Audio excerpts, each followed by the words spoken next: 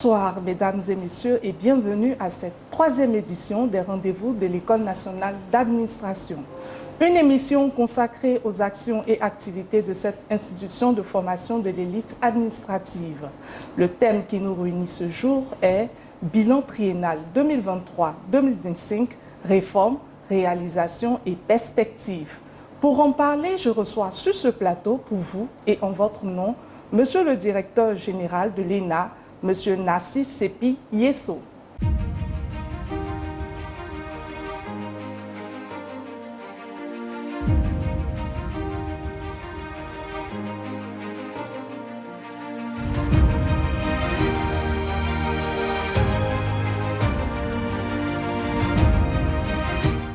Comme annoncé tout à l'heure, suivant le thème indiqué, Monsieur le directeur général, bonsoir et bienvenue.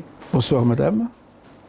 Comme annoncé tout à l'heure, suivant le thème indiqué, vous vous prêterez à un exercice de transparence et de restitution. Nous vous inviterons à mettre en lumière votre bilan en matière de gouvernance, de recrutement, de formation, de recherche et de coopération. Ensuite, nous aborderons les perspectives et enfin, vous interagirez avec les internautes. Je tiens à rappeler que cette émission est diffusée en direct sur les réseaux sociaux et plateformes de l'ENA. Pour entrer dans le vif du sujet, Monsieur le directeur général, l'ENA a engagé depuis 2023 un vaste chantier de réformes structurelles et pédagogiques. Pouvez-vous nous expliquer les principales réformes au plan institutionnel? Très bien, merci madame. Disons que depuis 2023 et pour tenir compte des dispositions du PND, le ministère de la fonction publique nous a confié pour mandat d'agir efficacement pour améliorer la formation et contribuer à la transformation culturelle de l'agent pour favoriser une meilleure action publique.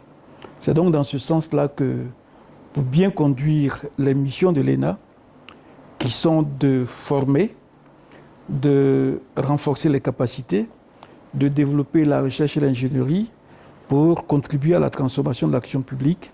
Nous avons donc, sous la bénédiction de Madame le ministre d'État et sous ses orientations, procédé donc à la réforme institutionnelle de l'École nationale d'administration. Cette réforme a concerné à la fois la dimension structurelle que la dimension pédagogique et scientifique. Ainsi, au niveau de la dimension structurelle, le décret portant attribution, organisation et fonctionnement de l'École nationale d'administration a été pris en remplacement de celui de 2016, ce qui a favorisé la création de nouvelles unités administratives essentielles, notamment la direction de la recherche et de l'ingénierie service public, la direction de la qualité, mais également la direction de la formation continue des agents, le CPSP. Et à côté de cela, nous avons également créé des services d'appui, comme le service de la scolarité, comme le service informatique, comme le service des ressources humaines, sont donc des éléments que nous avons mis en place pour arriver à atteindre nos objectifs. À côté de cela, il faut citer la création très récente du Centre de l'information et de la recherche scientifique que nous avons mis en place en lieu et place de la bibliothèque. Voici de façon ramassée les réformes structurelles que nous avons pu réaliser. Mais au niveau de la pédagogie également, des réformes ont été faites, que ce soit au niveau du tronc commun, que ce soit au niveau de la formation continue, que ce soit au niveau de la formation diplômante qui n'existait pas. Nous avons également mis en œuvre un certain nombre de transformations. Ainsi, en ce qui concerne la formation initiale, le tronc commun a été réévalué, de sorte que le tronc commun qui servait d'élément de base à l'accès à la formation administrative est devenu aujourd'hui l'élément moteur qui favorise donc l'orientation dans les filières de spécialisation. De sorte donc qu'aujourd'hui, c'est le tronc commun qui permet, par le travail qui y est fait, aux élèves issus du concours direct notamment, d'accéder à des filières de formation, à des filières de spécialisation. Alors l'esprit était de faire en sorte que le tronc commun soit bonifié et que la moyenne obtenue à l'occasion du tronc commun soit multipliée par 6, donc 60%, et la moyenne d'entrée à l'École nationale d'administration soit ramenée à 40%, de sorte que le cumul permet de déterminer une nouvelle moyenne qui favorise donc l'orientation en filière. Donc au niveau de la formation initiale, voici un pas important qui a été fait dans les réformes mises en place. Au niveau de la formation continue également, nous avons travaillé à transformer la direction de la formation continue qui existait en centre de perfectionnement et des stages professionnels. De sorte qu'aujourd'hui, c'est ce centre-là qui, en plus de renforcer les capacités des fonctionnaires en activité, travaille également à accompagner les élèves en fin de formation dans leur stage professionnel. De sorte aussi que ce centre-là puisse apporter le maximum possible de formation et de renforcement des capacités aux fonctionnaires et agents de l'État où qu'ils se trouvent sur le territoire national. À côté de ces deux types de formation, et pour la première fois, nous avons institué à l'École nationale d'administration une formation diplômante. Et cela nous a permis en 2024 d'ouvrir le premier master professionnel en gouvernance des politiques publiques avec 53 auditeurs qui sont en formation et qui vont venir à la fin de leur formation renforcer l'équipe managériale de l'administration publique ivoirienne. Voici donc, pour m'arrêter à ce niveau-là, les quelques éléments qu'on pourrait avancer pour expliquer les réformes qui ont été faites tant au plan structurel qu'au plan pédagogique. Alors, monsieur le directeur général, après la publication des derniers résultats du 22 août 2025 des concours d'entrée à l'ENA des niveaux CMES et CM, entendez par là, cours moyen supérieur et cours moyen, quel bilan global tirez-vous de l'organisation de ces concours depuis 2023? Disons que les concours de recrutement à l'École nationale d'administration se déroulent depuis la naissance de l'école. Et en 2023, on n'a pas dérogé à la règle. Les concours visent à favoriser le recrutement suivant les besoins exprimés par l'administration publique ivoirienne. De sorte donc que depuis 2023, c'est des dizaines de milliers de jeunes Ivoiriens diplômés universitaires qui donc viennent chaque année frapper aux portes de l'École nationale d'administration. Et donc c'est par voie de concours que l'on accède à l'ENA quand on est étudiant, diplômé ivoirien, ou quand on est fonctionnaire en activité et qu'on voudrait venir en professionnel. Mais l'ENA reçoit également pour sa formation des étrangers qui sollicitent la formation à l'École nationale d'administration via leur ambassade en Côte d'Ivoire, mais aussi les formations sont ouvertes à ceux qu'on appelle les auditeurs libres, qui sont issus des forces de défense et de sécurité et de toutes les forces assimilées. Alors, ce que nous pouvons dire des concours, c'est que de 2023 à ce jour, des réformes également ont permis de renforcer la crédibilité, la transparence et la sincérité des résultats de ce concours. La première réforme que nous avons faite a été dans le cadre de l'étape de présélection pour les concours directs, de nous ouvrir à l'intérieur du pays. Ainsi, de 2023 à ce jour, nous avons ouvert le concours dans les villes de Yamoussoukro, d'Aloa et à Bangourou, en plus d'Abidjan, qui existait déjà avant 2023. L'autre élément, c'est de faire en sorte que, au niveau des présélections, les résultats soient traités directement à l'ordinateur. Donc, une fois que les candidats ont fini de composer dans leur centre, au bout de quelques jours, ils ont déjà les résultats qui leur permettent maintenant d'accéder véritablement au concours d'entrée à l'ENA.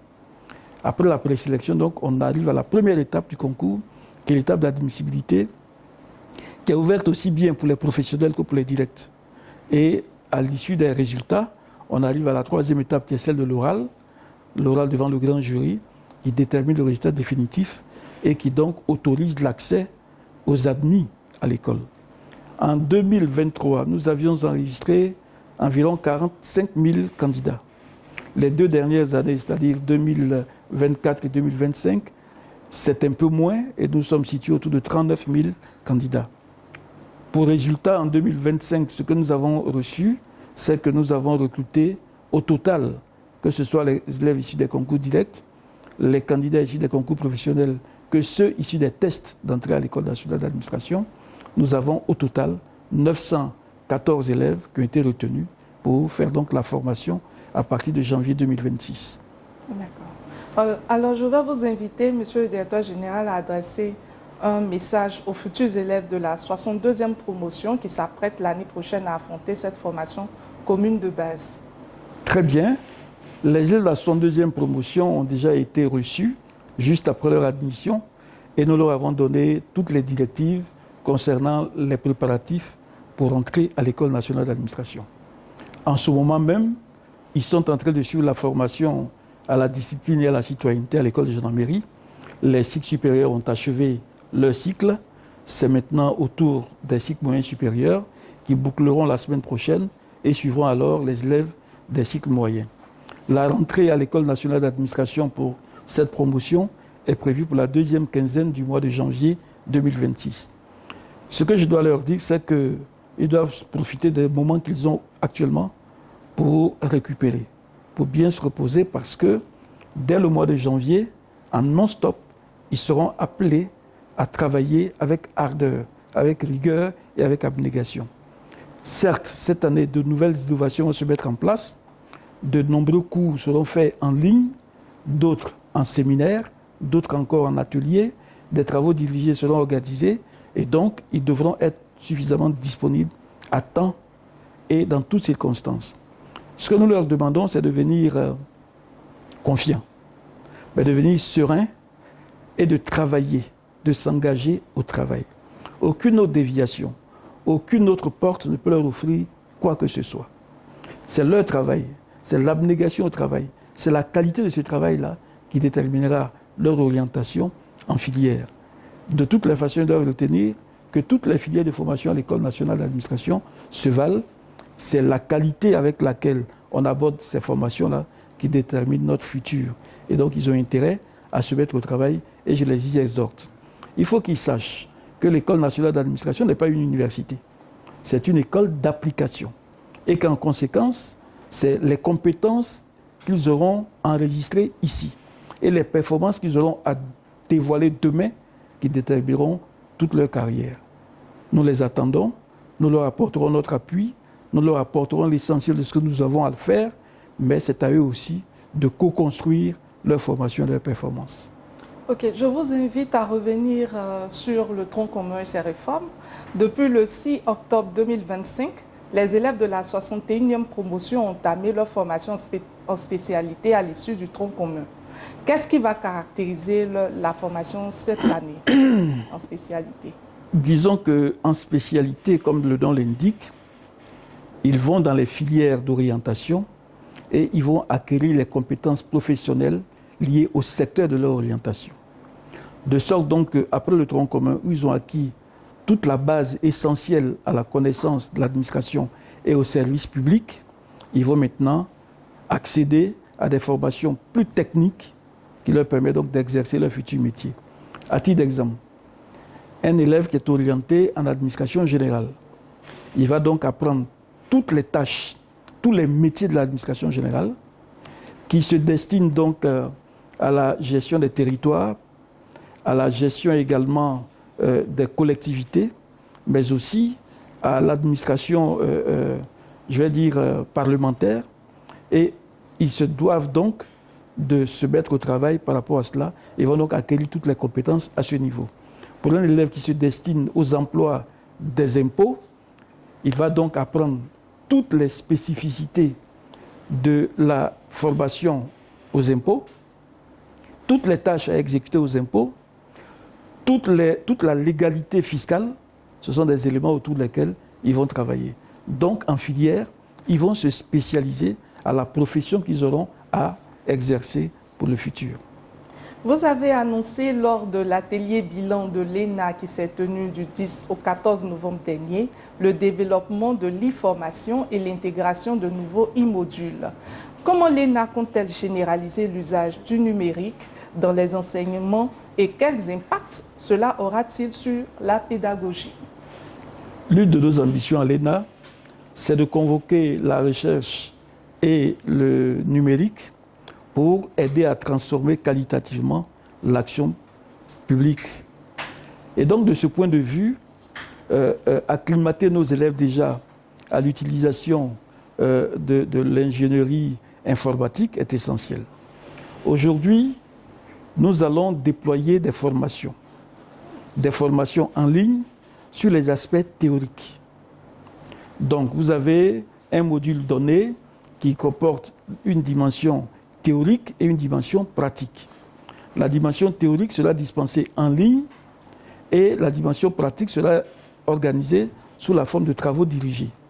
Je vous ai parlé tout à l'heure d'un effectif de 914 personnes en 2026 à l'EDA. Nous n'aurons pas suffisamment d'espace pour avoir les 914 élèves, en plus de ceux de la 61e et de ceux de la 60e qui sont encore là. Donc, les grands groupes vont être formés en ligne et on aura des sous-groupes qui viendront à temps pour continuer la formation, mais dans sa dimension pratique, à travers des travaux dirigés. Donc, cela pourrait se faire. On mettra en ligne les supports de cours, puis le cours synthétisé en e-formation, accompagné de quiz qui leur permettent de s'auto-évaluer et de passer d'une étape à l'autre. Et nous aurons les évaluations, comme l'année dernière, à l'ordinateur directement. Voilà. Comment les stages ont-ils été réformés pour mieux répondre aux besoins du service public? Disons que les stages sont en cours de réforme. La réforme n'est pas encore achevée au niveau des stages.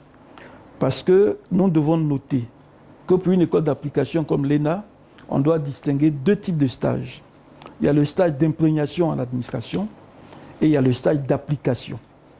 Malheureusement, jusqu'à cette heure, nous ne faisons que le stage d'application dans lequel on greffe le stage d'imprégnation. Donc l'une des réformes qui se fera, c'est de faire en sorte qu'à l'issue du tronc commun, les élèves puissent accéder au stage d'imprégnation avant de venir en spécialité. Et le stage d'application vient donc clôturer la formation en spécialité. Donc c'est ce qui va se faire. Mais l'autre élément également que nous avons déjà mis en œuvre, c'est la réforme de la rédaction des mémoires et des rapports de fin de stage. Il ne s'agit plus d'utiliser des sujets bateaux, mais d'aller vers des sujets qui ressortent des problématiques de développement et de performance des administrations secteur par secteur. Et donc cela va se faire désormais sous le paradigme qu'on appelait la synthèse scientifique. C'est-à-dire que l'élève qui produit son mémoire n'ira plus à faire 90 pages, 100 pages, il aura essentiellement une trentaine de pages pour son mémoire. Et dans ce cas-là, il évitera par exemple de décrire le service dans lequel il fait le stage sur une trentaine de pages et laisser l'essentiel du sujet à traiter autour d'une dizaine de pages. Désormais, le sujet principal à traiter devra être la trame essentielle de ce mémoire qui ne devra pas excéder 30 pages. De même, pour ceux qui vont rédiger le rapport de stage, il s'agira ici de décrire toutes les tâches exécutées, de révéler toutes les compétences nouvelles acquises et de voir comment il les a acquises et comment il entend les mettre en œuvre. C'est donc une réforme qui appelle également les élèves à travailler de sorte à nous permettre de consolider notre perspective de développer l'ingénierie du service public. Et dans ce sens-là, cette année, cette étape-là a été lancée. Et l'année prochaine, nous irons un peu plus loin en impliquant les formateurs, en impliquant les encadreurs, en les formant à la nouvelle méthode d'écriture. Et c'est d'ailleurs pour cela que dès le mois de mars 2026, nous allons avoir un atelier important de formation sur ce qu'on appelait l'écriture scientifique, qui devrait donc permettre aussi bien aux formateurs, aux encadreurs et à tous ceux qui concourent à la formation à l'École nationale d'administration de maîtriser cette nouvelle orientation de recherche que nous mettons en place. Okay. À présent, abordons le chapitre du master professionnel. En 2024, l'ENA a franchi une nouvelle étape avec le lancement de son master professionnel en gouvernance des politiques publiques en partenariat avec l'université Alassane Ouattara de Bouaké. Pourquoi l'instauration de ce master dans le dispositif de formation de l'ENA? Merci. Je dirais simplement que, comme je l'ai dit tantôt, l'ENA est une école d'application. De sorte que les diplômes délivrés par l'ENA sont des diplômes spécifiques à l'administration publique ivoirienne. Mais en plus, dans le cadre de la formation continue et du renforcement des capacités, les fonctionnaires et agents de l'État déjà en activité ont besoin de formations supplémentaires, de compétences plus affinées, de compétences qui soient immédiatement utilisables dans l'exercice de leurs fonctions.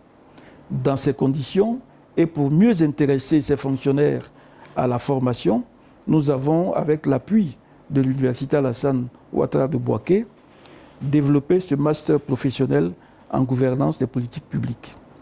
L'objectif est de faire en sorte que tous ceux qui sont en responsabilité administrative et qui sont appelés à concevoir, à piloter, à évaluer des politiques publiques, des programmes publics, des projets publics, soient suffisamment outillés pour conduire ces opérations-là.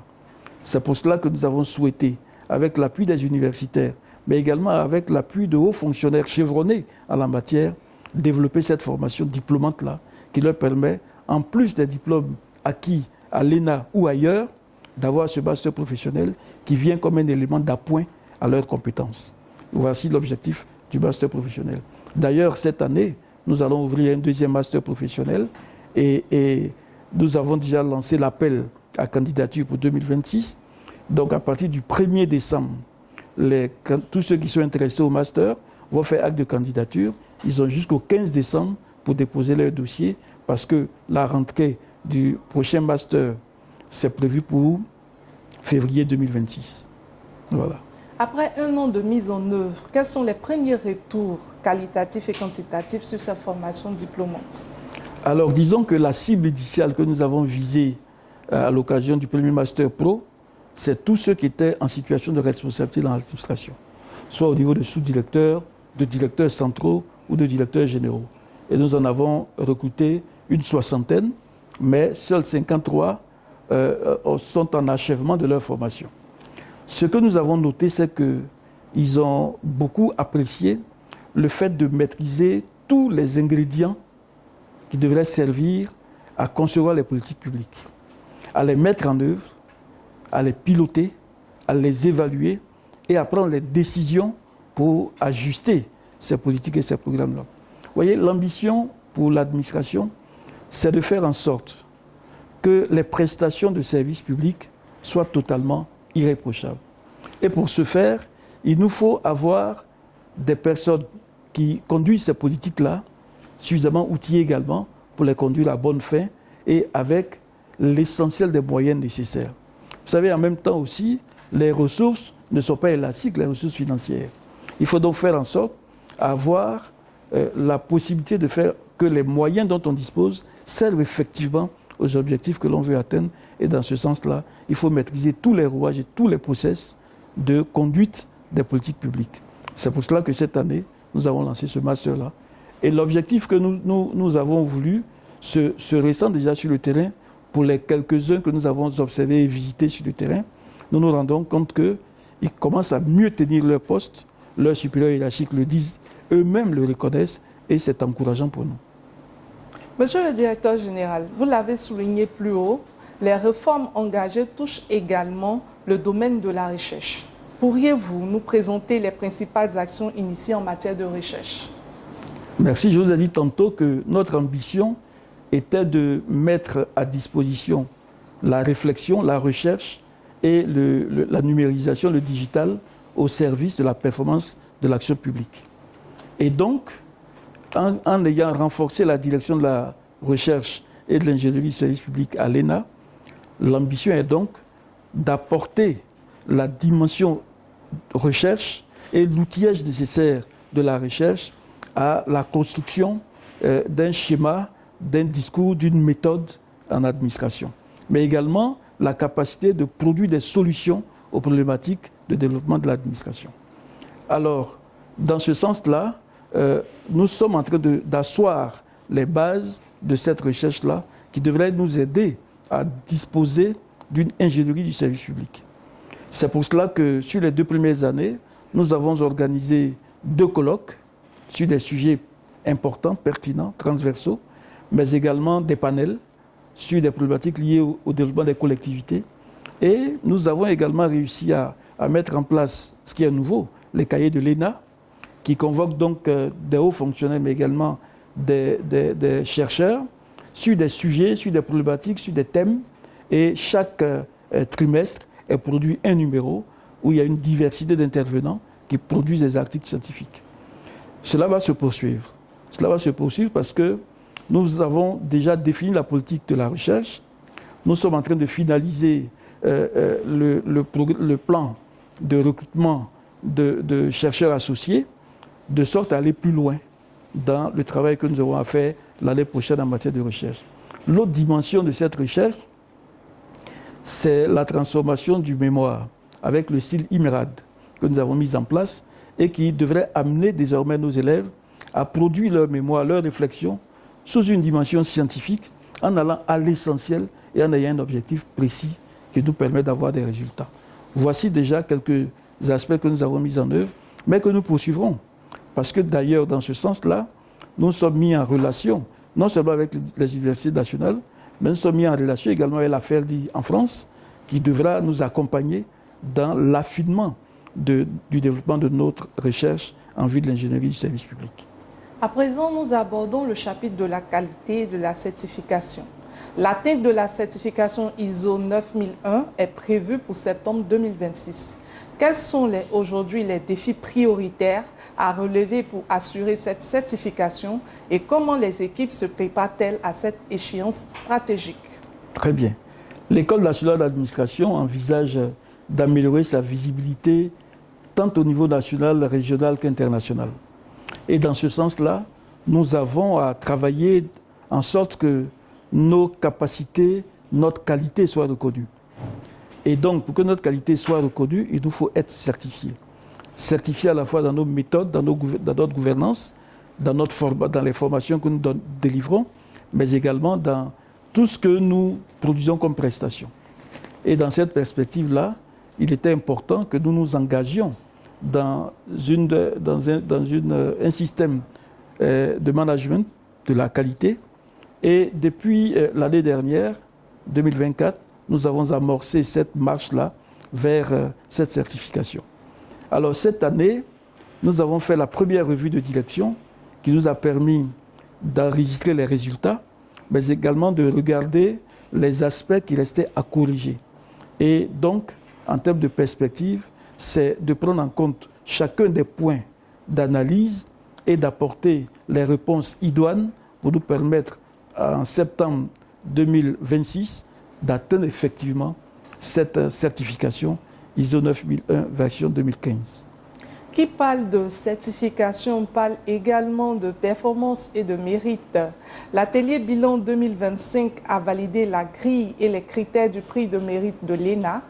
Concrètement, quel est l'objectif de ce prix et comment contribuera-t-il à valoriser et encourager la performance du personnel et des élèves?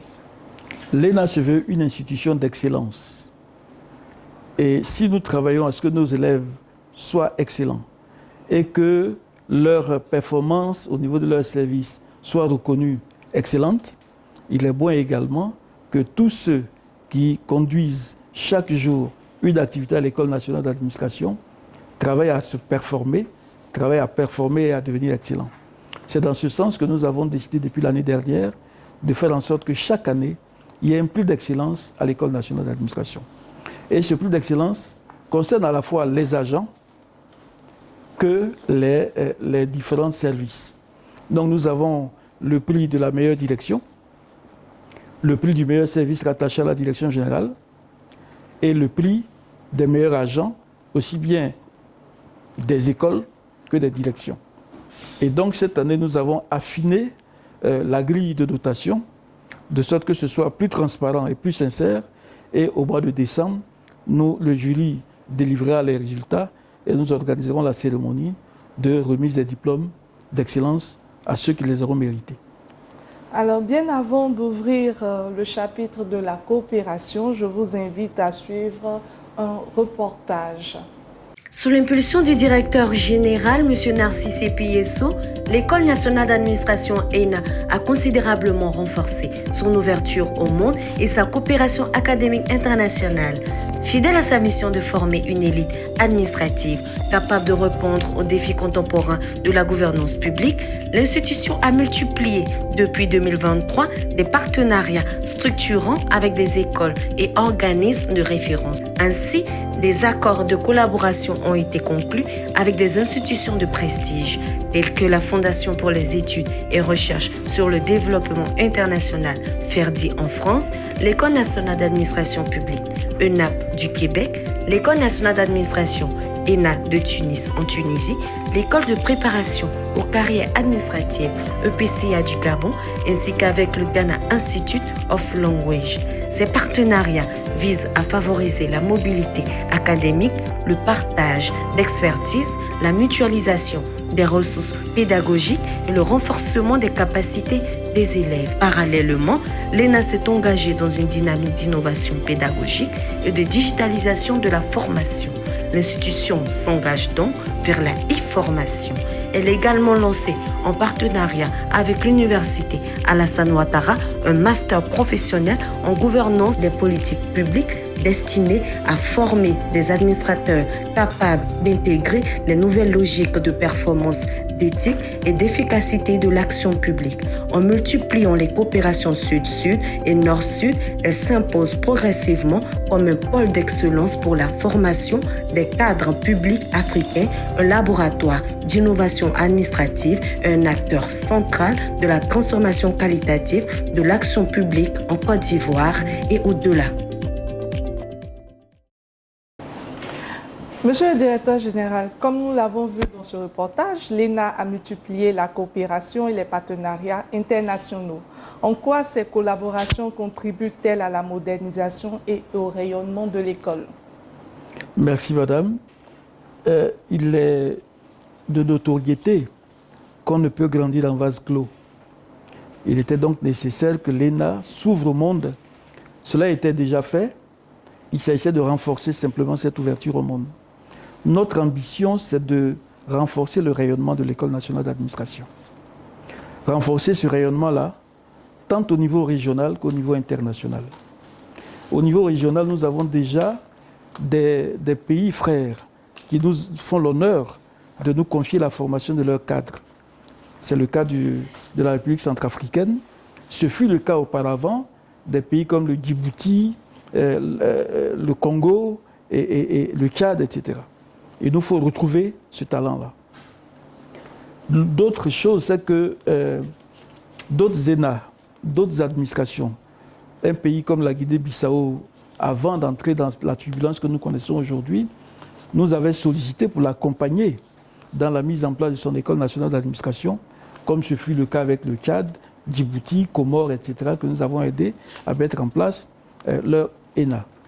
Alors, notre ambition de nous ouvrir au monde vise, d'une part, notre rayonnement, certes, mais essentiellement un partage d'expériences. En nous ouvrant au monde, nous découvrons ce qui se fait du mieux ailleurs. Nous mesurons nos limites et nos faiblesses. Et nous nous enrichissons de ce qui se fait le mieux ailleurs.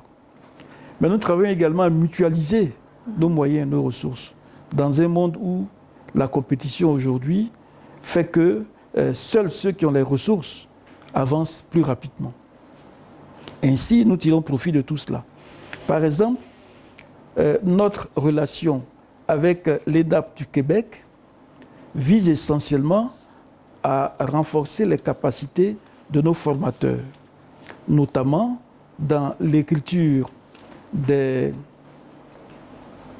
sujets de mémoire, mais également dans l'écriture scientifique.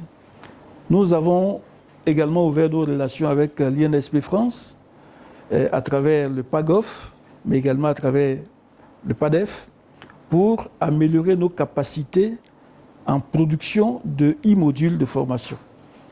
Cela est important parce qu'au bout de 2 années, nous avons réussi sur la base de notre plateforme nous-mêmes à produire nos e-modules qui vont donc nous permettre l'année prochaine d'engager la formation en ligne, aussi bien pour les fonctionnaires à l'intérieur du pays qui prépareraient le certificat, mais aussi pour nos élèves qui de chez eux pourront suivre les cours, interagir avec les formateurs. Donc cette coopération nous a suffisamment aidés. L'autre élément, avec des écoles nationales d'administration sœurs du Sénégal, de la Tunisie et autres, et du Gabon, nous travaillons également à un partage de formateurs, partage également de meilleurs élèves, qui donc viendront du Gabon, partiront d'Abidjan en Tunisie, de la Tunisie au Gabon, pour essayer donc de renforcer nos capacités et de mutualiser nos ressources pour améliorer nos formations. Avec l'ENA Tunisie, nous sommes en train de développer et mettre en œuvre ici à l'ENA d'Abidjan un centre du leadership administratif. C'est important parce qu'ils ont cette expérience qu'ils ont déjà éprouvée et donc nous partagerons leurs compétences et leurs connaissances à réaliser cette activité ici à l'ENA d'Abidjan, ce qui permettra à l'ENA de renforcer ses compétences et de s'ouvrir davantage au monde. Donc cette coopération, nous l'avons voulu pour renforcer nos capacités, pour assurer notre rayonnement dans le monde, mais également pour tirer meilleur profit de ce que les autres font de mieux et que nous n'avons pas. Alors, comme annoncé tout à l'heure, cette émission est diffusée en direct sur les réseaux sociaux et plateformes de l'ENA. Nous abordons le chapitre des interactions. Nous avons reçu quelques questions des internautes, monsieur le directeur. Il y a monsieur Désiré Kofi qui demande à quand le lancement des concours d'entrée à l'ENA 2027. Il est déjà très loin parce que nous, bientôt, c'est en 2026. Je peux répondre pour 2026, mais 2027, je ne sais pas. D'accord. Pour 2026, nous espérons ouvrir les concours dans le courant du mois de février. Et cela se fera sur autorisation de Madame le ministre d'État et du gouvernement, qui nous autoriseront donc à lancer ces concours-là. Mais nous espérons que cela se fera dans le courant du mois de février 2026. Nous avons aussi la préoccupation de M. Litop qui demande combien de directions centrales existent-ils à l'ENA, quelles sont-elles et est-il envisageable de supprimer une matière de présélection ou une étape de composition? Il n'est pas possible de supprimer une étape de composition. Si vous êtes issu du concours direct, vous avez 3 étapes. L'étape de présélection, et je vais expliquer pourquoi, l'étape d'admissibilité et l'étape d'admission. Si vous êtes issu des concours professionnels, vous avez 2 étapes, l'étape d'admissibilité et l'étape d'admission définitive. Alors, pourquoi nous avons institué l'étape de la présélection? Vous voyez, le concours de l'ENA est un concours très sélectif et très sensible. On ne peut pas l'organiser dans la forme où s'organise le concours lui-même pour 50 000 candidats, pour 49 000 candidats, où il faut trouver des sites sur l'Abidjan pour mettre tous ces candidats en place et organiser le concours. C'est pour cela que le test de présélection est un test ouvert aussi bien à l'intérieur du pays qu'en Côte d'Ivoire, qu'à Abidjan, pardon. À l'intérieur du pays, j'ai bien dit Yamoussoukro, Daloa et à Bengourou. Et vous noterez que ce test de présélection se fait sur la base de QCM. Le concours d'entrée à l'ENA, ce n'est pas des QCM. Mais nous faisons ce travail-là sur QCM pour présélectionner 3000 candidats qui sont autorisés donc à concourir pour accéder à l'ENA. Donc c'est important qu'aucune étape ne soit sautée. Celui qui saute l'étape de présélection, comment il arrive à la phase d'admissibilité pour être parmi les 3000 qu'on retient. Quand on retient les 3000, on a toute la latitude d'organiser les concours sur place à l'ENA. Et donc, à partir de ce moment-là, le suivi est plus conforme. Les matières dédiées au concours sont effectivement mises en jeu. Il s'agit du sujet d'ordre général. Il s'agit des questions économiques et sociales. Il s'agit également du droit, ainsi de suite, et des spécialités pour ceux qui font la spécialité. Donc, une fois qu'on a fait l'étape de présélection, l'étape de sélection nous permet d'organiser proprement le concours d'entrée à l'ENA avec toute la rigueur et avec toute, l'attention nécessaire. Et puis après, en fonction des postes budgétaires, on va retenir une centaine, 200 environ candidats qui iront donc à l'oral pour nous sortir les élus de l'année. Donc on ne peut pas sauter d'étape. En ce qui concerne les directions centrales à l'ENA, nous en avons 6. 2 directions pour les écoles. Donc nous avons la direction de l'école de gestion administrative de la diplomatie et nous avons la direction de l'école de gestion économique et financière. À côté de ces 2 directions d'école de formation, nous avons une direction chargée de la recherche, c'est la direction de la recherche et de l'ingénierie du service public. Et nous avons 2 directions d'appui qui sont donc la direction des affaires administratives et financières et la direction de la qualité, de la gestion des risques et de la planification. Mais nous avons également une direction dédiée qui est celle du Centre de perfectionnement et des stages professionnels qui est essentiellement attachée à la formation continue des fonctionnaires agents de l'État en même temps qu'à la formation diplômante. Voici donc la direction centrale que nous avons à l'École nationale d'administration. Selon M. Bruce Charles, pourquoi le tronc commun est-il imposé aux professionnels en formation à l'ENA et quel est l'enjeu de ce tronc commun dans leur parcours? Ce qu'il est important de savoir, c'est qu'il n'y a pas une formation spécifique dédiée aux professionnels et une formation spécifique dédiée aux élèves du concours direct. Tous les élèves entrant à l'ENA sont soumis au tronc commun. Seulement, pour ceux qui sont issus des concours directs, le tronc commun sert à les orienter en filière, alors que les professionnels ont déjà leur filière. Il se trouve qu'en organisant le tronc commun de cette façon, nous mettons tous les élèves au même niveau de formation et au même niveau d'information. De sorte donc qu'aucun élève, suivant qu'il est professionnel, ne puisse participer au tronc commun. D'ailleurs, nous allons renforcer cela l'année prochaine et je pense qu'au mois de janvier, nous aurons le temps de revenir, nous aurons l'occasion de revenir là-dessus en fixant suffisamment les éléments qui feront que les professionnels seront aussi intéressés au tronc commun que les élèves issus des concours directs. M. Barrault demande si un fonctionnaire de grade A4 peut se présenter au concours d'entrée à l'ENA. Non, le sommet du concours pour la formation à l'École nationale d'administration, c'est pour accéder au grade A4.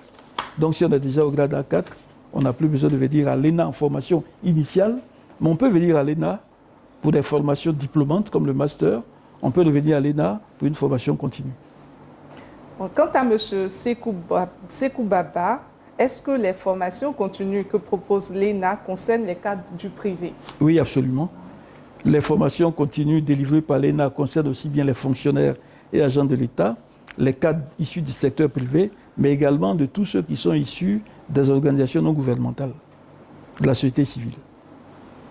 Nous avons la dernière préoccupation qui est celle de M. Kader Ouattara qui demande si l'âge limite pour les supérieurs reste toujours à 42 ans. Un facteur très limitant, Monsieur le Directeur général. Il faut dire que c'est depuis 2023 que, sur décision du gouvernement, de consacrer les 3 années de 2023-2025 à la jeunesse, que Madame le ministre d'État, ministre de la fonction publique et de la modernisation de l'administration, Madame Anne Ouloto Lamizana, a donc pris la décision d'ajouter 2 années sur les âges requis pour faire le concours d'entrée à l'ENA. À l'époque, le cycle supérieur, c'était 40 ans. Le cycle moyen supérieur, c'était 38 ans. Et le cycle moyen, c'était 35 ans. En ajoutant les 2 années supplémentaires d'âge, sur les 3 dernières années, c'est plus de 1040 candidats que nous avons pu récupérer. Et parmi eux, c'est 270 qui sont admis au concours d'entrée à l'ENA. Donc c'est une faveur qui a été faite. Alors en 2026, suivant la décision du gouvernement, soit nous continuons avec les 2 années supplémentaires, soit nous revenons à la situation antérieure. Mais nous attendons l'arrêté ouvrant les concours en 2026 pour avoir des précisions sur ce point-là. Nous abordons actuellement le dernier parcours de notre émission qui est place aux perspectives. Quels sont selon vous les grands acquis de l'année 2025, Monsieur le Directeur général? En 2025, nous avions une lettre de mission. Une lettre de mission en 6 points essentiels comportant environ 70 activités que nous avons réalisées à environ 80%. Nous avons tenu tous nos engagements en organisant dans les délais les concours de recrutement à l'École nationale d'administration. Nous avons réussi à achever la formation initiale des élèves de la 60e promotion qui sont en ce moment en fin de stage. Nous avons réussi également à achever la formation en tronc commun pour les élèves de la 60e qui sont aujourd'hui en filière. Et nous avons également réussi à mettre en place l'ensemble des actions que nous devions réaliser sur la période. Il reste que pour 2026, nous ambitionnons de les renforcer. Mais nous ambitionnons également sur la base du plan stratégique 2026-2030, engager de nouvelles actions et aller plus loin. Par exemple, depuis 2023, l'ambition était de travailler à réaliser l'étude de faisabilité du transfert de l'ENA à Yamoussoukro. Il n'y avait pas de terrain, il n'y avait pas d'espace dédié, ce qui aujourd'hui est réglé. L'étude de faisabilité a démarré avec l'appui du BNET depuis quelques mois et s'achèveront d'ici la mi-mars 2026. C'est un chemin qui est parcouru. Il faut maintenant travailler à mobiliser des ressources pour commencer la construction de l'École nationale d'administration à Yamoussoukro. Nous avons bon espoir que sur la période 2026-2030, ce sera chose faite. Nous avons également réussi, à travers l'arrêté interministériel déterminant le régime de la scolarité, réussi à faire en sorte que les élèves des cycles supérieurs, issus notamment du commerce, des douanes, et de la diplomatie et des impôts, puissent avoir un stage linguistique au Ghana. Les choses sont en bonne voie et certainement au mois de janvier, ces élèves-là iront faire leur stage d'imprégnation, mais également de pratique de la langue anglaise à l'Institut des langues du Ghana. Globalement, nous avons bien conduit nos actions et 2026 pour nous est une année de renforcement et d'acharnement parce que nous ambitionnons d'être certifiés à fin 2026. Okay. Monsieur le directeur général, je vous invite à adresser votre message de clôture aux élèves, au personnel et à l'ensemble des partenaires de l'ENA. Je voudrais d'abord dire merci à tous ceux qui nous ont suivis, qui ont suivi cette émission. Leurs questions nous ont permis certainement d'éclairer certains aspects, mais nous restons toujours disponibles, même en dehors de ces émissions, à recevoir leurs correspondances, à recevoir leurs préoccupations. Nous y répondrons. Je voudrais également dire que les résultats que nous avons présentés tout à l'heure, s'ils ont pu être à ce niveau, l'ont été avec l'appui de tous nos partenaires, l'appui de tous les acteurs internes, comme l'appui de tous ceux qui sont à l'extérieur et qui nous apportent leur contribution.